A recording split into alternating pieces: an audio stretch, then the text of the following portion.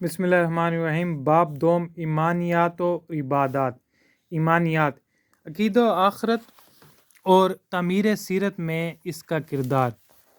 عقیدہ آخرت اسلام کے بنیادی عقائد میں سے ایک ہے۔ عقیدہ آخرت سے مراد یہ ہے کہ انسان مندرجہ ذیل باتوں پر دل سے ایمان لائے اور یقین رکھے۔ عقیدہ آخرت کے اجزاء: یہ زندگی عارضی ہے، ایک دن اللہ تعالیٰ تمام دنیا اور اس کی مخلوقات کو مٹا دے گا، پھر اللہ تعالیٰ ان کو ایک دوسری زندگی بخشے گا اور سب اللہ کے سامنے حاضر ہوں گے۔ اسے حشر کہتے ہیں۔ اس دن ہر انسان کا نامہ اعمال اس کے ہاتھ میں تھما دیا جائے گا۔ چوتھا، اللہ تعالیٰ ہر شخص کے اچھے اور برے اعمال کا وزن فرمائے گا۔ جس کی نیکیاں اللہ کے میزان میں برائیوں سے زیادہ وزنی ہوں گی اسے بخش دے گا، اور جس کی برائیوں کا پلہ بھاری رہے گا اسے سزا دے گا۔ پانچواں، جن لوگوں کی بخشش ہو جائے گی وہ جنت میں جائیں گے، اور جن کو سزا دی جائے گی وہ دوزخ میں جائیں گے، وہیں ابدی زندگی ہوگی۔ عقیدہ آخرت کی عقلی توجیہ: ہر شخص اس سوال کا جواب جاننا چاہتا ہے کہ مرنے کے بعد ہم کہاں جاتے ہیں اور وہاں ہمارے ساتھ کیا سلوک ہوگا، لیکن ہمارے پاس یہ بات جاننے کا کوئی ذریعہ نہیں۔ یہ ہمارے تجربے اور مشاہدے سے بھی باہر ہے، اور کسی نے مرنے کے بعد ہمارے پاس واپس آ کر اس کا کوئی جواب بھی مہیا نہیں کیا۔ امین اور سچے رسول صلی اللہ علیہ وسلم کے پاس اس کا یقینی علم اس دنیا کے خالق و مالک کی طرف سے بھجوایا ہوا ہے، اور ایک اطمینان بخش جواب ہے۔ اسے مان لینا ایک معقول بات ہے۔ اللہ تعالیٰ اور اس کے رسول صلی اللہ علیہ وسلم پر ایمان رکھنے والا ہر شخص عقیدہ آخرت پر ایمان رکھتا ہے، کیونکہ یہ عقیدہ ہمارے سچے رسول صلی اللہ علیہ وسلم کی زبانی ہم تک پہنچا ہے، اور آج تو علم و عقل بھی اس کی تائید کر رہے ہیں۔ سائنسدان بھی اس بات پر متفق ہو چکے ہیں کہ ایک دن سورج ٹھنڈا اور بے نور ہو جائے گا، سیارے ایک دوسرے سے ٹکرا جائیں گے اور دنیا تباہ ہو جائے گی۔ انسان کے تمام اعمال کا ریکارڈ اللہ تعالیٰ کے ہاں محفوظ ہو رہا ہے۔ اس بات کا سائنسی ثبوت یہ ہے کہ آواز کی لہریں گرد و پیش کی چیزوں پر اپنا نقش چھوڑ جاتی ہیں۔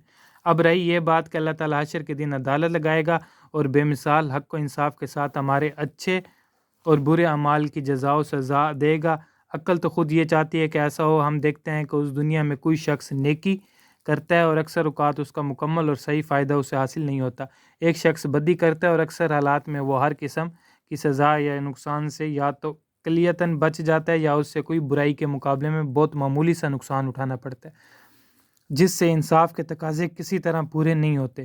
ایسی ہزاروں مثالوں کو دیکھ کر عقل انسانی مطالبہ کرتی ہے کہ مکمل جزا و سزا کا ایک دن ضرور ہونا چاہیے، اور پھر اللہ تعالیٰ اس پر قادر ہے۔ اس نے انسان اور کائنات کو پہلی مرتبہ پیدا کیا ہے، اور دوسری مرتبہ پیدا کرنا پہلی مرتبہ پیدا کرنے سے آسان ہے۔ تعمیر سیرت میں عقیدہ آخرت کا کردار۔ عقیدہ آخرت نیکی کی بنیاد۔ آخرت کا انکار یا اقرار انسان کی صحت کے بنانے یا بگاڑنے پر براہ راست اثر انداز ہوتا ہے۔ ایک وہ شخص ہے جس کی نظر میں صرف اسی دنیا کے فائدے یا نقصان پر ہے۔ یہ شخص کسی ایسے برے کام سے پرہیز نہ کرے گا جس سے دنیا میں اسے نقصان پہنچنے کا خطرہ نہ ہو، اور نہ وہ کسی ایسے اچھے کام پر آمادہ ہوگا جس سے اسے دنیا میں فائدہ ملنے کی امید نہ ہو۔ ایسے شخص کے لیے قطعی ناممکن ہے کہ وہ ایک قدم بھی اسلام کے راستے پر چل سکے۔ اسلام کہتا ہے کہ اللہ تعالیٰ کی راہ میں غریبوں کو زکوٰۃ دو۔ وہ جواب دیتا ہے کہ زکوٰۃ سے میری دولت گھٹ جائے گی، میں تو الٹا اپنے مال پر سود لوں گا۔ اسلام کہتا ہے کہ سچ بولو اور جھوٹ سے پرہیز کرو، خواہ سچائی میں کتنا ہی نقصان ہو، جھوٹ میں کتنا فائدہ ہی کیوں نہ ہو۔ وہ جواب دیتا ہے میں ایسی سچائی کو لے کر کیا کروں گا جس سے مجھے نقصان ہو اور فائدہ کچھ نہ ہو، اور ایسے جھوٹ سے پرہیز کیوں کروں جو فائدہ مند ہو اور جس میں بدنامی کچھ بھی نہ ہو۔ یہ تمام رویے اس شخص کے ہیں جو عقیدہ آخرت کو یا تو مانتا ہی نہیں، یا مانتا بھی ہے تو شک کے ساتھ، یقین کے ساتھ نہیں۔ عقیدہ آخرت کے اعلیٰ کردار کی تشکیل کا ذریعہ۔ اب ذرا دوسرا شخص کا حال ملاحظہ ہو۔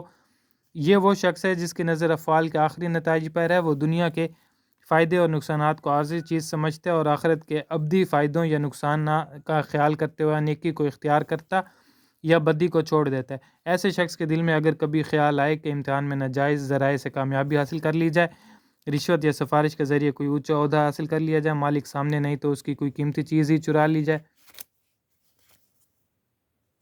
مجھے امیر بنا دے، امانت رکھوانے والا تو مر گیا، کیوں نہ اس کی امانت ہڑپ کر لی جائے، کیونکہ اس کے بال بچوں کو اس کی خبر ہی نہیں، افسر تو دفتر چھوڑ کر کام سے چلا گیا، کیوں نہ اس کی غیر موجودگی سے فائدہ اٹھا کے چند گھنٹے سیر و تفریح یا گپ شپ میں گزار لیا جائیں۔ اس قسم کے خیالات دل میں پیدا ہوتے ہی آخرت پر ایمان رکھنے والے شخص کی نظر اس آنے والے وقت کی طرف اٹھ جاتی ہے جب وہ اللہ تعالیٰ کی عدالت میں حاضر ہو کر اپنے ہر عمل کے لیے جواب دہ ہوگا۔ یہی خیال اسے دنیاوی لذت کو چھوڑ کر آخرت کے فائدوں کی طرف مائل کرنے میں مدد دیتا ہے۔ قرآن مجید میں یہ بات اس طرح بیان کی گئی ہے، پس لوگوں میں سے کوئی ایسا ہے جو کہتا ہے کہ ہمارے رب ہمیں دنیا میں ہی سب کچھ دے دے، ایسے لوگوں کا آخر میں کوئی حصہ نہیں، اور ان میں سے کوئی ایسا ہے جو کہتا ہے کہ اے ہمارے رب ہمیں دنیا میں بھی بھلائی عطا فرما اور آخرت میں بھی بھلائی عطا فرما اور ہمیں آگ کے عذاب سے بچا لے۔ یہی وہ لوگ ہیں جن کے لیے ان اعمال کا حصہ بدلہ ہے جو انہوں نے کیے، اور اللہ تعالیٰ جلد حساب چکانے والا ہے۔